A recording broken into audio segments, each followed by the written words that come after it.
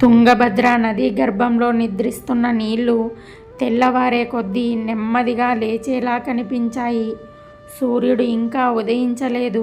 అయితే విజ్ఞానమంతా ఒక వింత నిశ్శబ్దంతో నిండింది. అది సాధారణ నిశ్శబ్దం కాదు. ఆ నిశ్శబ్దంలో ఏదో మహాగర్జన పుట్టబోతున్న ముందు క్షణం. హంపి రాజధానిలోని బండరాళ్ళు కూడా ఆ ఉదయాన్ని చాటలేకపోయాయి. తెల్లని పొగమంచు మధ్యలో దర్శనమిచ్చే గోపురాల నీడలు ఎవరో మహాశక్తి వాటి వెనక దాగి ఉన్నట్లు. రాజమహల్ లోపలి గర్భగుడి వెలుగులో సింహాసన శిఖామణి అని పిలువబడే బంగారు సింహాసనం ద్వీపం జ్వాలల్లో ఎర్రటి అగ్నిని ధరించినట్లు మెరిసింది. ఈరోజు విజయనగర సామ్రాజ్యం కొత్త రాజును పొందబోతుంది. ఆ రాజు ఎవరో కాదు, శ్రీకృష్ణదేవరాయలు. శ్రీకృష్ణదేవరాయుడు చిన్ననాటి నుండి కోటలో యుద్ధాశ్రమ విద్యను అభ్యసించాడు. గుర్రం ఎక్కడం, విలువిద్య, ఖడ్గ నైపుణ్యం. అతడికి ఇవన్నీ కేవలం శిక్షణ కాదు, ఒక ఆత్మయాత్ర. అతడి తండ్రి నరసింహరాయుడు చిన్న వయసులోనే అనారోగ్యంతో బలహీనపడ్డాడు. అతని ఎదుట చిన్న కృష్ణదేవరాయలు నిలబడుతూ ఇలా అడిగాడు, నాన్న, మన భూమికి శత్రువులు ఎందుకు ఉంటారు? ఆ మాటలు విన్న నరసింహరాయుడు చిరునవ్వుతో అతడి భుజంపై చెయ్యి వేసి ఇలా అన్నాడు, రాజ్యం ఉన్న చోట శత్రువులు ఉంటారు రాయలా, కానీ రాజ్యమున్న ఆ రాజులో ధర్మం ఉంటే శత్రువులు వెనక్కి తగ్గాల్సిందే.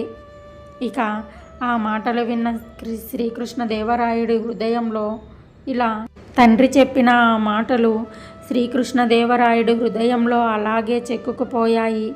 ఇక రాజ్యం కాపాడే శౌర్యుడిగా తయారయ్యాడు శ్రీకృష్ణదేవరాయలు. అతడు యుద్ధ కళల్లో దిట్ట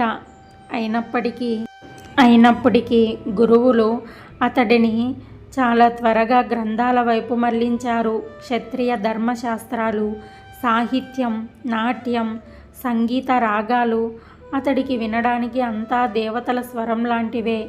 అతడిని చూసిన గురువు శ్రీనాథుడు ఒకసారి ఇలా అన్నాడు, ఈ కుర్రవాడు కేవలం ఖడ్గంతోనే కాదు, కవితతో కూడా సామ్రాజ్యాన్ని గెలుస్తాడు.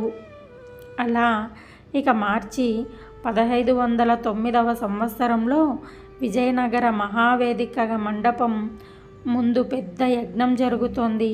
ప్రజలు లక్షల సంఖ్యల్లో చేరుకున్నారు. ఇక వేద పండితులు గంభీరంగా వేదాలు జపించారు. ఆ మంత్రాల శబ్దం ఆకాశమంతా నిండిపోయింది. ఇక నగరం మీదుగా ఎగిరే గరుడ పక్షి నీడ కూడా ఆ క్షణం పవిత్రమైంది అని అనిపించింది. రాజ్యాభిషేకం ప్రారంభమయ్యింది. గొప్ప పూజారులు పొడవైన బంగారు తాళంలో పవిత్ర గంగాజలాన్ని తీసుకొని శ్రీకృష్ణదేవరాయుడి తలపై చల్లిన క్షణంలో కోటలోని గంటలు ఒకేసారి మోగాయి. నగరమంతా పుష్పవర్షం కురిసింది. సైన్యం ఘోరంగా గర్జించింది. జయ జయ శ్రీకృష్ణదేవరాయ మహారాజా, జయహో జయహో. శ్రీకృష్ణదేవరాయుడు దట్టమైన తెల్లని వస్త్రంలో భుజాలపై శత్రురాజుల ఖడ్గాలతో చేసిన పట్టుతో కళ్ళు చిరునవ్వులతో వెలిగిస్తూ సింహాసనం ముందు నిలబడ్డాడు. అతడి కళ్ళల్లో కనిపించిన వెలుగు సాధారణ రాజుల కళ్ళల్లో వెలుగు కాదు, అది సామ్రాజ్య ఉదయం.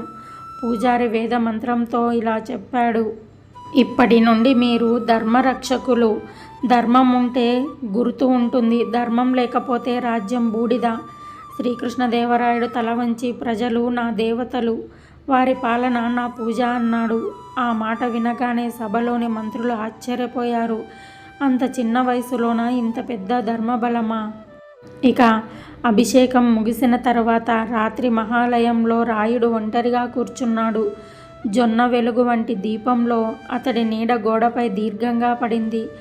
అతడు తనను తాను ప్రశ్నించాడు, నాన్న చెప్పిన ధర్మాన్ని నేను నిలబెట్టగలనా? ఆ క్షణం బయట నుండి ఒక పెద్ద ధ్వని వినపడింది. ఒక గుర్రపు దౌత్యవేత్త కోట గేటు ముందు ఆగాడు. అతడు ఊపిరి పీలుస్తూ ఇలా చెప్పాడు, ఓ మహారాజా, గజపతులు ప్రకాశించే ఉదయగిరిపై దండయాత్ర మొదలుపెట్టారు. మన భూభాగాన్ని తమదని అంటున్నారు. అది కృష్ణదేవరాయుడికి వచ్చిన మొదటి అసలు సిసలైన పరీక్ష. అతడు సింహంలా లేచాడు, కత్తి పట్టుకున్నాడు, తన రక్షకుల్ని ఆదేశించాడు. రేపు ఉదయం యుద్ధ సన్నాహాలు ప్రారంభం.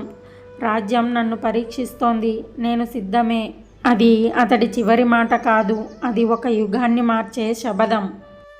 ఫ్రెండ్స్, మీకు గనక ఈ వీడియో నచ్చినట్లయితే ప్లీజ్ ఒక చిన్న లైక్ ఇవ్వండి. Thank you for watching. Bye.